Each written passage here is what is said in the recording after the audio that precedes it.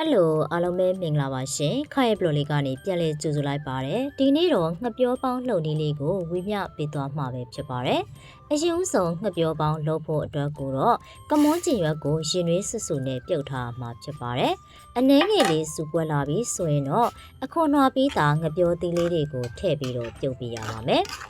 ငှက်ပြောသီးလေးကိုကမွန်းကျင်ရွက်ထဲကိုထည့်ပြုတ်ထားကငှက်ပြောသီးရဲ့အဖန်တက်လေးတွေထွက်သွားအောင်လို့ပါ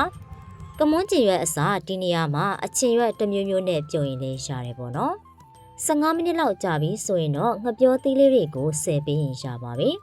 ပြီးသွားပြီဆိုရင်တော့ငှက်ပြောသီးကိုရေစင်စင်ဆေးထားပေးရမှာဖြစ်ပါတယ်ပြီးရင်တော့ငှက်ပြောပေါင်းလှုပ်မဲ့အိုတွေကိုတကြားရည်ကြိုပြီးသားလေးထည့်ပါမယ်ဒီနေရာမှာတကြားရည်မထည့်ဘဲနဲ့တကြားထည့်ရင်လေးရတယ်ပေါ့နော်အုံတို့ရည်လေးထည့်ပါမယ်နွားတို့လေးပါထည့်ပါမယ်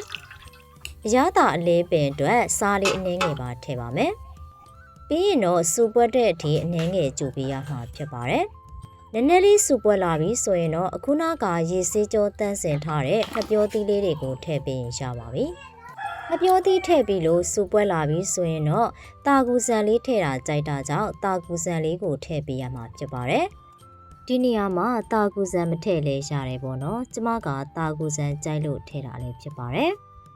10မိနစ်လောက်ကြာပြီဆိုရင်တော့ငှက်ပြောပေါင်းလေးချက်ပါပြီအားလုံးကိုကျေးဇူးတင်ပါတယ်နောက်ထပ်ဗီဒီယိုတွေနဲ့ပြန်လည်ဆုံတွေ့ကြမယ်နော်